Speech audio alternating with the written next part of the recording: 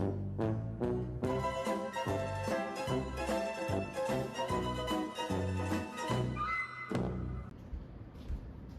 wearing sunglasses because I'm camera shy, not because I'm stoned, I promise.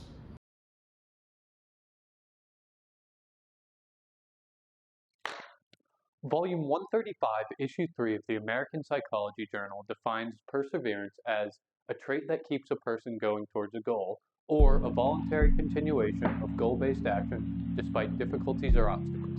Simply put, perseverance seems to be the human trait that defines willpower. No, I don't know if you can tell just by looking at my slick setup here, but I consider myself a bit of a gamer. Oh shit. Alright. Now obviously I'm exaggerating.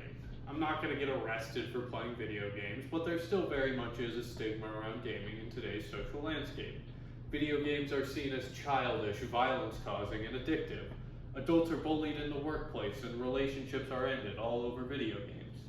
And while it is true that gaming can be addictive, but that's a matter of parenting if you ask me. It's no more addictive than social media, junk food, or daytime television. Hi, I'm Trey from Another Day, and definitely not an evil clone. You see, I've loved video games for as long as I can remember, and I've always seemed to be drawn to games of a higher difficulty, games like the Dark Souls series, Hollow Knight, or CSGO. If you're in the gaming community, you'll probably call me a masochist. If you're not, just know that these games are difficult.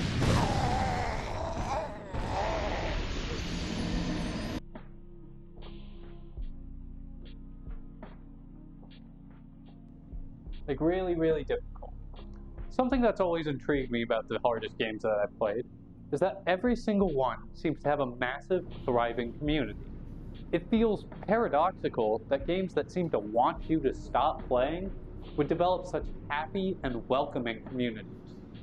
I intend to explore that topic, as well as lessen the stigma around gaming. Ugh.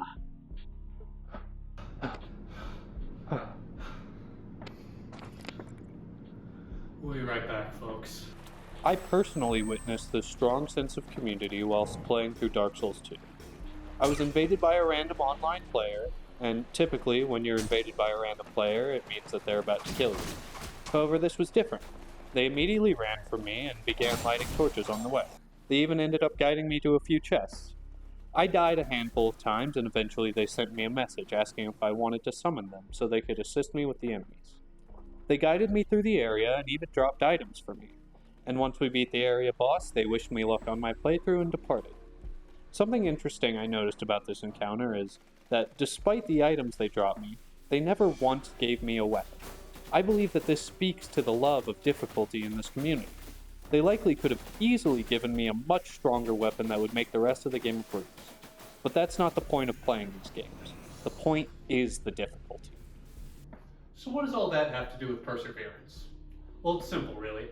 I believe that there is a correlation between the difficulty of video games somebody plays and their ability to persevere in life. Although I'm not a scientist, there is several clinical studies that have been done around this idea. In a 2-month study done by a graduate student named Utku Aktu at Eastern Mediterranean University in Famagusta, Cyprus, they concluded that in comparison to a non-gaming control group, the gaming group had improved speed of processing, reaction times, and reduced stress levels. Video games have even been shown to reduce the onset of Alzheimer's and arthritis in a study done by the University of Montreal. These aspects, in my opinion, make up parts of the whole that defines perseverance. Keeping that in mind, I should probably address what I mean by the stigma around gaming. For a long time, video games have been considered as toys, or something for children. You don't experience a video game, you play it, because it's something meant for kids. And while many games are still made for kids, there are far more that are made for all different ranges of ages. This stigma isn't unfounded, however, as when video games first came to the US in the late 70s and early 80s, they were marketed as toys because the games that came out at the time essentially were toys. With games such as Pong, Mario, and Pac-Man, early gaming was simple and colorful, which made it easy to market towards children, and it worked. resulting in over 60 million units of the Nintendo Home Entertainment System being sold across the world, and the gaming market hasn't stopped moving forward since. However, even in the early days of gaming, there were games catered towards an older audience, such as Wolfenstein 3D, released in 1992. which was about overthrowing a Nazi-ruled world with violence and lead. Despite this, the stigma of gaming being for children is one that has managed to persist in the public psyche. Are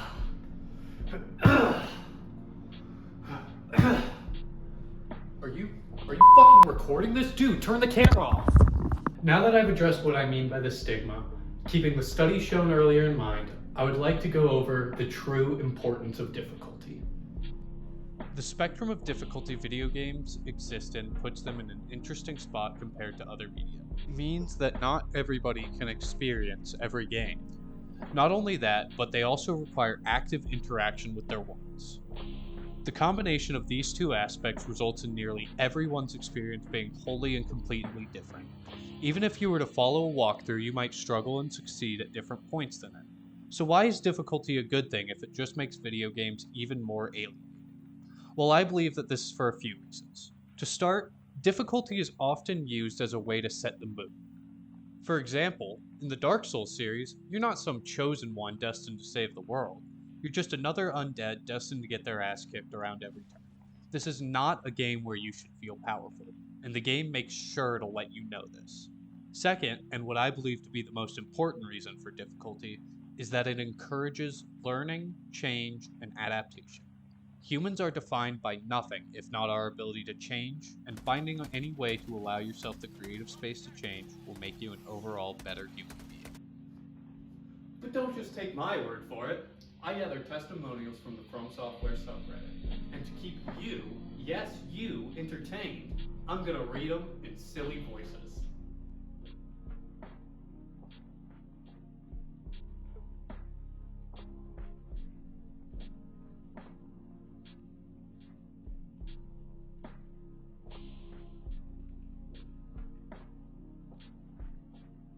To me, video games have always been an escape into a new world.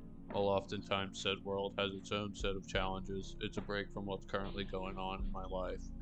Every time I play through the Dark Souls trilogy or Elden Ring, I am reminded that all challenges can be overcome if you take a step back and think for a moment.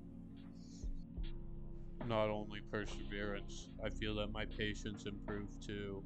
More precisely, my patience close to the end of something. I learned to not rush and maintain a steady and consistent pace until the end. Absolutely. If I had to say that I had one defining quality, it would be that I never give up, ever, and a large part of that can be contributed to my finding out that it's what I love doing through the Souls game. Whether it's work or school, there's always times you're trying something new and unfamiliar, and it kicks your ass. That's when you need the mindset to persevere. For me, I try to break it down piece by piece and advance slowly until I figure it out. Gotta make sure to get all opinions in there too. When I first made this Reddit post, I only really wanted to know if difficulty could affect others in the same way it's affected me. Tell you the truth, I didn't even expect to use the replies to this post. But what I found was much more insightful. It's about more than just difficulty. It's about striking a balance between difficulty and fairness. These games rarely, if ever, throw you into a situation you're completely unprepared for. And I believe life tends to strike this same balance. You're not just thrust into the job market or thrown onto the field for the championship game. You have to practice and prepare for these roles, just like you would for a boss fight. When I first finished the script, I was afraid that this video would end up being a little too preachy. And maybe it was. That's okay, because this message, at least in my opinion, is an important one. And with that, I think I found the answer. Yes, these games can build perseverance. And the reason I love their world so much is because they feel real, with challenges that feel fair, yet still keep me adapting. And I believe that this feeling of reality can be used to overcome challenges in the real world. Because that's what life is all about.